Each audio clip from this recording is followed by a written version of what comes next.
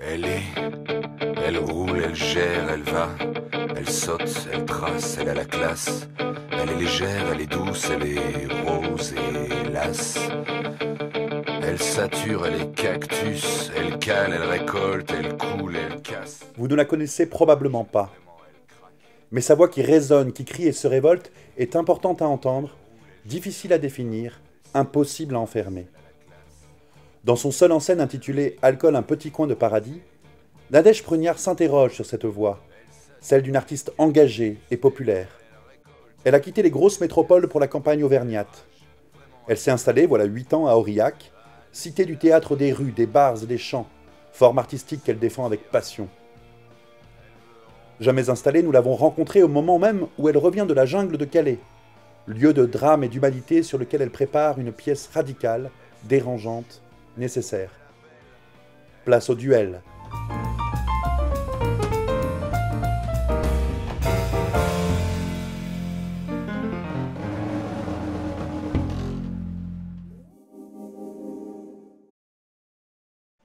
Révolté. Révolté, sachant que je peux être radical dans cette révolte. Ça dépend des sujets que je vais explorer dans l'écriture. Je dirais que je suis née révoltée. Souvent ma mère me disait mais c'est pas possible quand même ce que tu écris, ces textes, ces espèces de pamphlets, ces harangues au monde, aux politiques. Je t'ai pas élevée comme ça, je t'ai élevée dans une naïveté, dans une gentillesse, dans un bonheur, dans les campagnes. Non, je suis née pas d'accord. Avec un immense cri à l'intérieur de moi qui a explosé quand j'étais adolescente. J'ai enchaîné, par exemple, des fugues. Je partais à l'étranger, j'avais 16 ans, ma mère savait pas où j'étais. J'étais très en colère. D'abord, ma première colère, c'était contre la mort. Je comprenais pas pourquoi on devait mourir. J'étais en colère de cette fatalité de l'existence. Mon père était mort, donc ça a tout déclenché en fait. Ça a déclenché un immense cri à l'intérieur de moi, et puis après voilà, que j'ai tissé comme ça, avec du politique, avec du philosophique. Euh, pour moi, ça n'existe. Je ne comprends pas, par exemple, euh, on échangeait un peu là-dessus tout à l'heure. Pour moi, être artiste, c'est se questionner aussi sur sa participation politique au monde. Comment écrire ce monde d'aujourd'hui dans son chaos langagier, politique, idéologique. Est-ce que c'est possible de l'écrire d'ailleurs? Parce qu'aujourd'hui, on est quand même dans des limites de l'informulable. On ne sait même plus comment écrire ça, par quel bout tirer, démêler cette pelote de laine, même pas de laine, de barbelé, je dirais, dans laquelle on est enlisé, quoi. Et il faut, malgré tout, que le poète puisse, que l'auteur puisse éclairer ça. C'est-à-dire, écrire, pour moi, ça va être, l'effort, ça va être de mettre des mots sur le cri, sur l'incommensurable, comme le dit Bergson, par exemple, il dit il y a un incommensurable entre le mot et l'émotion. Donc, ce qui est de l'ordre du cri, hein, finalement. Et c'est nous, auteurs, artistes, c'est comment on va articuler ce cri. Je ne fais qu'articuler des cris, finalement, dans mes pièces de théâtre. De tenter de poser comme ça des mots pour dire, voilà, ce qui agite, ce qui palpite, ce qui tient en vie ou ce qui fait descendre. Voilà, mais c'est des francs coups de gueule sur le monde d'aujourd'hui, ça c'est sûr.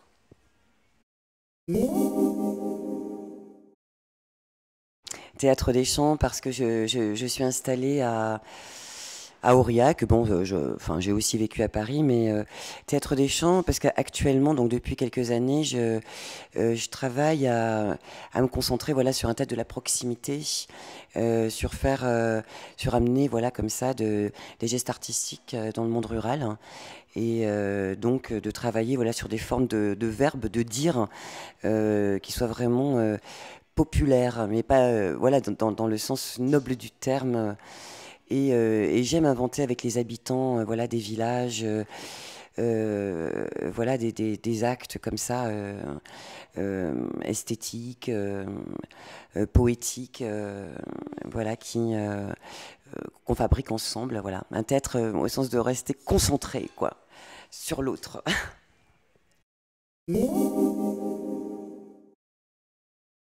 Nietzsche. Nietzsche, parce que je crois qu'il n'y a rien eu de plus radical en termes de philosophie.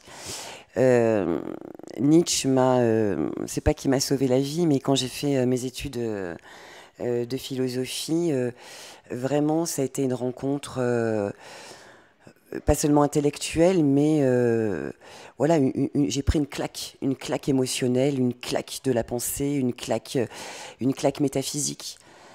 Voilà, moi, ça m'a délivré tout un tas de questions que je ne soupçonnais même pas, de possibilités de dire le monde, de le questionner.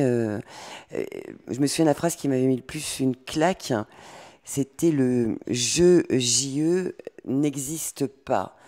Donc ça règle la question de l'identité, de ce fameuse, aujourd'hui, cette fameuse voilà, agitation du drapeau français, cette espèce de contenant sans contenu sur cette question de l'identité. Il faudrait dire soi.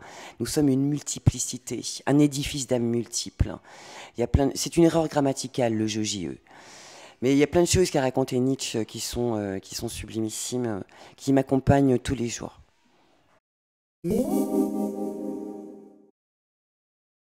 Utopie. Utopie parce que l'utopie, contrairement à ce que les gens pensent, ce n'est pas du tout quelque chose qui est irréalisable, hein, mais c'est quelque chose qui n'est pas encore réalisé. Démocratie, non, puisqu'aujourd'hui je pense qu'il faudrait, on est vraiment à l'endroit du perso tragique de la démocratie. Il faut tout changer, pour moi tout réinventer. L'utopie, et c'est en ce sens-là que peut-être une nouvelle démocratie sera possible. Mais aujourd'hui on ne sait plus trop ce que ça veut dire. C'est un ramassis de tout et n'importe quoi, avec un peu des histoires d'humanité à l'intérieur de ça. Mais on voit bien quand on regarde notre gouvernement, sur ce qui est en train de se passer, hein, que ce soit sur le problème des réfugiés politiques, sur le problème de la déchéance de nationalité, la loi du travail, les solitudes qui augmentent, le chômage, que là, est-ce qu'on est encore en démocratie? Elle est où, notre démocratie, comme disent les réfugiés de la jungle de Calais? L'utopie, moi je tente de la réaliser, en tout cas dans mes campagnes, on essaie d'inventer des choses, des lieux, etc. Et c'est possible de créer des foyers ouverts de réflexion, c'est possible d'inventer des choses ensemble, de les mettre en place. Rock. Rock, sans hésiter. Même si j'aime beaucoup le slam, j'ai participé à des tournois de slam, etc. Le slam est passionnant parce que c'est d'un seul coup le citoyen qui se lève et qui va dire un texte au monde. Donc en ça, c'est formidable. Et puis et on s'aperçoit qu'il y a 10 000 façons d'écrire le monde, bien évidemment. Et ça, c'est magnifique. Mais le rock pour l'énergie. Dans la mesure aussi où la scène rock fait exploser les codes de la scène. C'est-à-dire que d'un seul coup, dans le rock, on peut s'arrêter au milieu d'une chanson, parler à son public, fumer une cigarette, descendre de scène. Il y a aussi une ouverture, je trouve, scénique qui est passionnante. L'écriture d'une chanson rock, c'est toute une vie comme ça qui tient en 3 minutes. C'est une mini pièce de tête condensée en 3 minutes top chrono. Et avec aussi sa charge corporelle, sensuelle, de transpiration. Voilà, c'est le corps qui va s'agiter aussi. Et ce qui me plaît dans le rock, c'est l'érotisme. Il y a une grande sensualité dans le rock. Il y a quelque chose de... Oui, on dit sexe, drogues and rock'n'roll. Il y a quelque chose, voilà, qui s'avoue franchement aussi dans le sexe, quoi, aussi dans le crachat du monde, voilà, et c'est quelque chose de, voilà, pour moi, aussi de nietzschéen. C'est-à-dire mais nietzschéen dans le sens où on va être plutôt du côté du dionysiaque. C'est-à-dire qu'on n'a pas forcément le voile apollinien. On va être dans une radicalité immédiate, il n'y a pas de voile. J'ai le droit de répondre ni l'un ni l'autre. Moi j'ai du mal aujourd'hui, en tout cas avec la figure politique. Pour moi, c'est tous des bandits, des assassins. Non, moi, voilà, ni l'un ni l'autre. Podemos.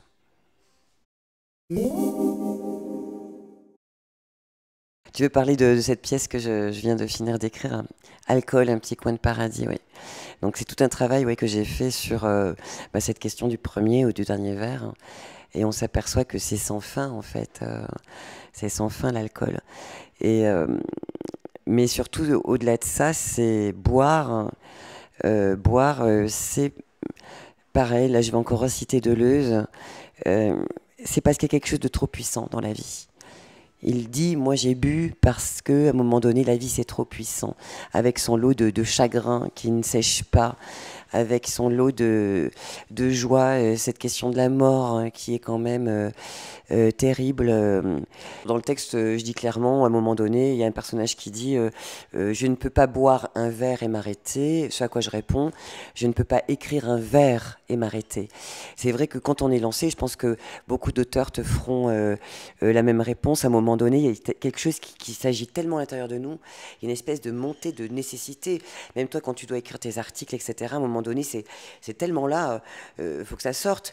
Et des fois, on n'endort pas de 3 à 4 jours, on ne sait même pas quelle heure il est, et ça écrit, ça sort. Bon, après, il faut recorriger, mais à un moment donné, c'est là, quoi. Et la main ne s'arrête pas, et c'est un acte, même je dirais, qui est physique. Hein. Moi, je transpire, j'en peux plus, voilà, je pleure, je ris en même temps, je sais plus où j'habite, ça va loin, hein, l'écriture, hein, et on a la tête qui tourne complètement. On peut avoir des fous rires sur un texte de mort qu'on est en train d'écrire tellement on est fatigué, voilà, du stylo, quoi, à proprement parler. Je vais dire Klimt. Je vais dire Klimt pour quand j'étais plus jeune. Alors là, je voulais faire l'école des Beaux-Arts, en fait. Je voulais faire l'école des Beaux-Arts. Je peignais beaucoup.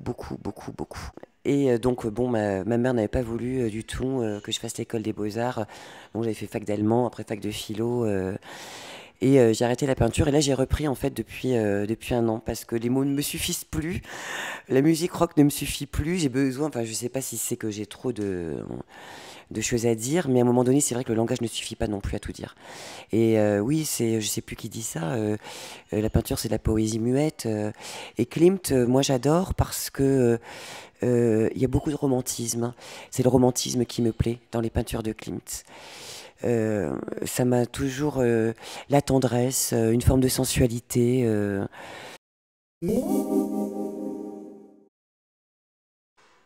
Alors je vais dire émouvoir par rapport à la dernière pièce que j'ai écrite, hein, sur l'alcool, où j'ai travaillé sur l'hypersensibilité, sur le champ émotionnel.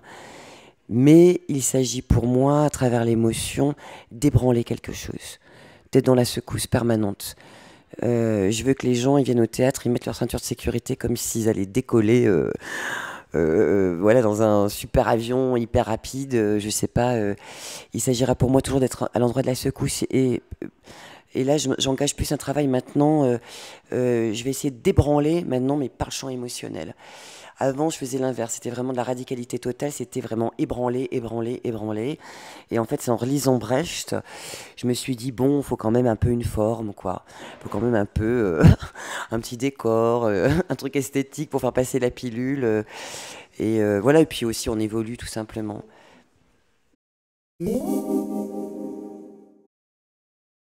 Naissance. J'entendais Arthur H qui disait, je ne sais plus dans quelle interview, que l'art n'avait pas de puissance d'agiter ou d'agir sur le monde. Moi, je ne le crois pas 2 secondes. Moi, je fais du théâtre pour une seule chose, oui, voilà, c'est d'agiter, d'ébranler. On y revient. Et que c'est voilà, une naissance active. Faire du théâtre, c'est sans arrêt naître, renaître à soi. Renaître à soi. Cru. J'aime le steak tartare cru. Mon écriture est crue. J'aime les légumes crus. Qui le cru? Merci beaucoup, merci tous les deux. Merci beaucoup.